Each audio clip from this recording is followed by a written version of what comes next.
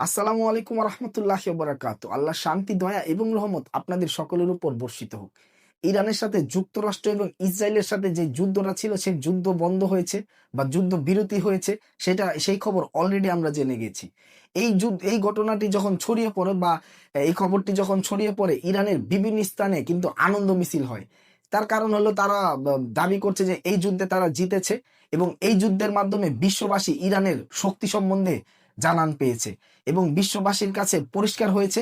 এতদিন যে সবাই জানতো যে আমেরিকা এই বিশ্বের সুপার পাওয়ার, তাদের উপরে কেউ নেই, এই ধারণাটি আসলে ভুল। এটাই তারা দাবি করছে। এই আনন্দ মিছিলের পাশাপাশি ইরানের বহু স্থানে কিন্তু এই যুদ্ধ যে বন্ধ হয়েছে, এটার প্রতিবাদে কিন্তু বিক্ষোভ মিছিল হয়েছে। এই যে আমার পিছনে যে নারীকে দেখতে পাচ্ছেন, একটি চ্যানেলের স্টেটমেন্টে সাক্ষাৎকারে তিনি বলেছেন যে এই যে যুদ্ধটা বন্ধ সম্মত হলো, এই যুক্তরাষ্ট্র সেটা করলো, এটা আসলে যুদ্ধেরই একটি কলা কৌশল। কারণ ইরানের এই যুক্তরাষ্ট্রের সবচেয়ে প্রিয় বন্ধু, কাছের বন্ধু ইসরায়েল, তাদের কিন্তু প্রতিরোধ ক্ষমতা অনেকটাই ভেঙে গিয়েছিল এবং তারা যেন তাদের প্রতিরোধ ক্ষমতা ফিরে পায়, এটা সময় নেওয়ার জন্য এই যুদ্ধ বন্ধটা করিয়েছে ডোনাল্ড ট্রাম্প। আমি আমার আগের বহু ভিডিওতে আপনাদেরকে বলেছিলাম যে ইসরায়েলের প্রতিরোধ ক্ষমতা একেবারেই ভেঙে গেছে। যতগুলো মিসাইল এবং ড্রোন হামলাগুলো চালানো হচ্ছিল, সেটা মানে প্রতিরোধ করতে করতে এক সময় তাদের প্রতিরোধ ক্ষমতা পুরোপুরি হারিয়ে ফেলার কারণে তারা গুনে গুনে কিছু কিছু প্রতিরোধ করতো, যেগুলো আসলে ড্রোনে বা মিসাইলে ক্ষয়ক্ষতি অনেক বেশি হবে, সেগুলো তারা প্রতিরোধ করত। এই নারী যে দাবিটি করেছে, দাবিটি অবশ্যই যুক্তিযুক্ত। এই কথা আপনি ফেলে দিতে পারবেন না। কারণ আসলে তারা বলছে যে যুক্তরাষ্ট্রে এর আগেও কয়েকবার এরকম করেছে, তারা যুদ্ধ বন্ধে সম্পত্তি হয়েছে, তারা ফিলিস্তিনের কথাও টেনেছে, যে যুদ্ধ বন্ধের কথা বলেছে, কিন্তু পরবর্তীতে দেখা গেছে ইসরায়েল এবং আমেরিকা সে আগের ঘটনাই ঘটেছে। আসলে কথাটি তারা মিথ্যা বলে নাই। এরকম চরিত্র যুক্তরাষ্ট্র বা ইসরায়েলের অনেকাংশে আছে বললেই ধরে নেওয়া যায়। তাই তারা বলছে যে ইরানের এই তাদেরকে বিশ্বাস করে বা ডোনাল্ড ট্রাম্পকে বিশ্বাস করে আসলে যুদ্ধ বিরতিতে বা যুদ্ধ বন্ধের পথে যাওয়া উচিত হয়নি।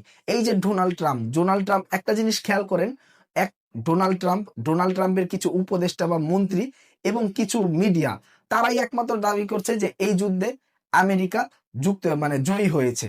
অথচ একটা জিনিস আপনি খেয়াল করেন, আমেরিকা যদি জয়ী হতো বা আমেরিকা যদি এই যুদ্ধের ড্রাইভিং সিটে থাকতো, তাহলে কিন্তু ডোনাল্ড ট্রাম্প যেই মন মানসিকতার মানুষ বা যেরকমটা তার চলাচল, সেই হিসাবে সে বলতো যে ইরানকে মানে একদম ধূলিসাৎ করে দাও যদি এই যুদ্ধ তাদের হাতে থাকতো।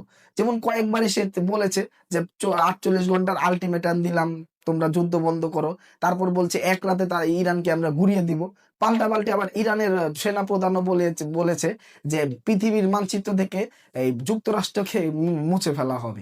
এতেই বোঝা যায় যে এই যুদ্ধটা আসলে ডোনাল্ড ট্রাম্পের জন্য সহজ ছিল না এবং ডোনাল্ড ট্রাম্পের রাজনৈতিক জীবনের সবচেয়ে সংকটময় সময় সে এই যুদ্ধের সময় পার করেছে। তাই এই নারী যে দাবিটা করেছে যে এই যে যুদ্ধটা বন্ধ করা, এটা আমেরিকারই একটা কৌশল, এই যুক্তিটা আসলে এই কথাটা ফেলে দেওয়ার মতো না।